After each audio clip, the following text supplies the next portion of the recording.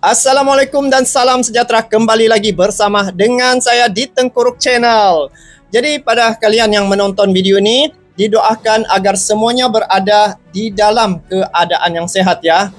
Jadi untuk topik kali ini saya tertarik ya untuk mengikuti perkembangan timnas Indonesia di Piala AFF U23 2025. Baru-baru ini perlawanan yang dihadapi oleh timnas Indonesia ketika menghadapi Brunei. Mereka mencetak 8-0. Seterusnya menghadapi timnas Filipina 1-0. Dan esok merupakan perlawanan yang ramai menanti-nantikan ya. Pertemuan itu yaitu menghadapi timnas Malaysia. Kalau saya lihat lah kan guys, tentang timnas Indonesia sekarang ini, baik di timnas level senior maupun junior, perkembangan mereka cukup menarik ya. Cantik perjalanannya menuju ke arah puncak yang mereka harapkan, dan saya yakin ini akan tercapai, yaitu Indonesia menginginkan berada di level 100 besar ranking peringkat FIFA. Kalau dilihat pemain timnas senior mereka sudah round yang keempat saat ini guys, dan kalau berpeluang mereka akan sampai ke Piala Dunia, dan itu merupakan harapan ASEAN terhadap perjuangan timnas Indonesia bagi laga yang mereka hadapi untuk round yang keempat. Nah, tapi untuk kali ini guys, kita melihat ya di Piala AFF U23 ya, U23 untuk tahun 2025 ini. Kalau saya lihat, mereka punya pemain-pemain sekarang ini, pemain-pemain yang kiranya ini adalah lapis bawah. Sebab Marcelino tidak ada ditampilkan ya. Beberapa orang lagi pemain yang U23 yang mereka bermain di level senior tidak tampil. Tetapi sehingga hari ini timnas Indonesia U23 ini masih lagi mengekalkan kemenangan setiap laga yang mereka tempuhi. Jadi esok adalah hari penentu ya, dan hari yang begitu ramai menanti-nantikan perlawanan itu. Indonesia menghadapi timnas Malaysia. Dan Malaysia baru-baru ini dikalahkan oleh Filipina. Tapi Indonesia bisa mengalahkan Filipina. Jadi untuk Brunei, Indonesia mencetak 8 gol, manakala Malaysia 7 gol. Jadi kekuatan itu guys, dia hampir-hampir begitu. Tetapi esok ini adalah hari yang begitu krusial ya, begitu banyak, begitu kuat atmosfernya ketika Indonesia menghadapi Malaysia. Tapi di sini saya lihat ada satu info terkait dengan pelatih Vietnam. Kalau dikatakan di sini, malah kepanasan, pelatih Vietnam U23 ngomong gini usai timnas Indonesia hancurkan Filipina 1-0 di Piala AFF. Kalau Vietnam ini baru-baru ini Malaysia kalahkan ya. Ada perlawanan perlawanan itu Vietnam dikalahkan. Jadi ini esok nih bagaimana penentunya itu. Ini yang kita mau lihat bagaimana penampilan timnas Indonesia. Apapun, kita lihat dulu bagaimana pelatih Vietnam ini punya tanggapan terhadap pemain-pemain timnas Indonesia saat ini yang sudah jauh ya. Mereka punya perubahan. Bayangkan dari dulu saya ikuti perkembangan timnas Indonesia saat itu berada ranking 175. Sekarang ini Indonesia berada ranking 118 di ranking peringkat FIFA. Apapun, kita langsung nonton klip video ini. Jom.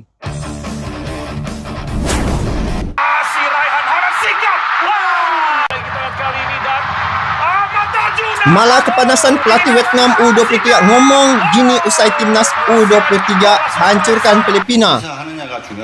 Tapi ada pergelutan juga kan guys saat itu.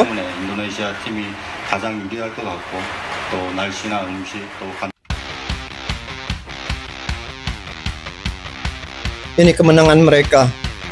Bayangkan guys kalau Marcelino tampil, gila. Begini pernyataan pelatih timnas Vietnam U23 yaitu Kim Sang-sik yang mengaku terkejut usai timnas Indonesia U23 berhasil kalahkan Filipina U23 dengan skor 1-0.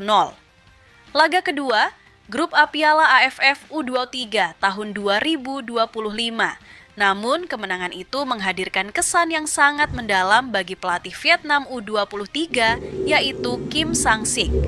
Pelatih asal Korea Selatan itu mengaku sangat terkejut dan terkesima dengan performa luar biasa yang ditampilkan Garuda Muda di atas lapangan. Dalam wawancaranya usai menyaksikan pertandingan secara langsung, pelatih Vietnam, yaitu Kim Sang-sik, tak menahan kekagumannya terhadap cara bermain timnas Indonesia U23 yang dinilainya sudah berada di level sangat tinggi, bahkan mampu membongkar pertahanan super defensif Filipina yang terkenal menggunakan strategi parkir bus. Saya benar-benar terkejut. Menurutnya, meski hanya menang 1-0 lewat gol bunuh diri pemain Filipina, permainan yang ditunjukkan Indonesia jauh dari kata biasa. Ia menyebut dominasi Indonesia dalam mengatur tempo, membongkar pertahanan rapat, dan mengeksekusi serangan secara efisien menjadi bukti bahwa skuad Garuda Muda layak diperhitungkan di level ASEAN saat ini. Pelatih Vietnam U23 secara spesifik memuji bagaimana Indonesia berhasil berkali-kali menerobos pertahanan low block Filipina yang terkenal padat dan keras. Loh. Strategi Filipina yang bertahan total, bahkan Filipina dengan 5 bek sejajar dan 2 gelandang bertahan, disebutnya sangat sulit untuk ditembus. Tetapi tidak bagi Indonesia. Yang paling mengejutkan bagi saya adalah serangan-serangan Indonesia dari tengah ke area rendah. Mereka bisa membongkar pertahanan Filipina yang sangat efektif. Ini jarang sekali bisa dilakukan oleh tim muda di Asia Tenggara. Salah satu sosok yang mencuri perhatian pelatih Vietnam U23 adalah Jens Ravens, striker utama timnas Indonesia U23. Pemain naturalisasi. Ia menyebut Jens Ravens sebagai pemain yang sangat aktif, memiliki mobilitas tinggi, dan berani mengambil risiko dalam duel 1 lawan 1. Oh, dia jatuh nih guys, masa tuh dilanggar. Luar biasa. Jens Ravens nih. Dia bisa membuka ruang, membuat bek Filipina kewalahan, dan memberikan tekanan konstan. Pemain seperti dia bisa mengubah arah pertandingan kapan saja. Selain itu, winger cepat Raihan Hanan juga tak luput dari pujian. Kim menyebut pemain bernomor punggung 8 itu sebagai senjata mematikan Indonesia dari sisi sayap. Kecepatannya, ketenangan dalam mengontrol bola, dan keberaniannya menghadapi duel fisik membuat pertahanan Filipina terus dalam bahaya. Tak hanya lini depan, Kim Sang-sik juga memberikan perhatian khusus pada kinerja lini tengah Indonesia. Trio gelandang muda Robby Darwish, Arkan Fikri, dan Tony Formansyah disebutnya sebagai jantung permainan Garuda Muda. Dorang nila kombinasi pelapis 4-1-2, timnas senior, pergerakan tanpa bola, dan visi permainan mereka membuat lini tengah Filipina kewalahan. Mereka bisa saling mengerti hanya dengan 2 sentuhan, lalu memberikan umpan terobosan ke winger. Pelatih Vietnam U23 juga menyoroti bagaimana tekanan ofensif dari Indonesia membuat mental para pemain Filipina goyah. Kiper Filipina, Nicolas Guimarães, beberapa kali terlihat frustrasi saat harus menghadapi tembakan demi tembakan dari pemain Indonesia. Saya melihat bagaimana serangan Indonesia tidak berhenti. Di tengah permainan menyerang Indonesia, Filipina justru menunjukkan permainan keras dan cenderung kasar. Total 4 kartu kuning dikeluarkan wasit untuk pemain Filipina karena pelanggaran berbahaya. Bahkan pada menit 91, Raihan Hanan harus menerima tackle keras yang hampir mencederainya, membuat bek Filipina diganjar kartu kuning. Bahkan pelatih Filipina U23, Gareth McPherson, ikut mendapat kartu kuning karena terlalu sering melancarkan protes terhadap keputusan wasit. Namun yang membuat Kim lebih kagum, para pemain Indonesia tetap tenang dan tidak terpancing emosi. Bahkan terus menjaga fokus mereka sampai peluit panjang dibunyikan. Begini jalan pertandingannya. Timnas U23 Indonesia berhasil taklukan Filipina 1-0 dalam laga kedua grup A ASEAN Cup U23 tahun 2025 di Stadion SUGBK Jumat, 18 Juli tahun 2025. 2025. Timnas U23 Indonesia sukses meraih kemenangan lewat tunggal yang tercipta dari gol bunuh diri pemain Filipina Jaime Rosquillo pada menit ke-23. Itulah dia punya sebenarnya kesan daripada mereka punya persiapan ya untuk timnas Filipina. Dia mungkin mereka menduga seperti mereka menghadapi Malaysia, tapi yang saya lihat ketika pemain-pemain timnas Indonesia, pemain muda ini menghadapi timnas Filipina, dari segi penguasaan bola tu, itu yang saya rasa sangat tertarik, sehingga pengacara untuk sepak bola tu, mereka pun begitu kagum ya terhadap bagaimana pembawaan bola oleh pemain-pemain muda ini, sehingga pertahanan timnas Filipina goyang ya. Banyak tendangan-tendangan ataupun sepakan-sepakan yang sangat kencang yang dilakukan oleh pemain timnas Indonesia. Kalau tidak kerana outside ya, ini merupakan Indonesia akan lebih lagi jaringan yang diperolehi.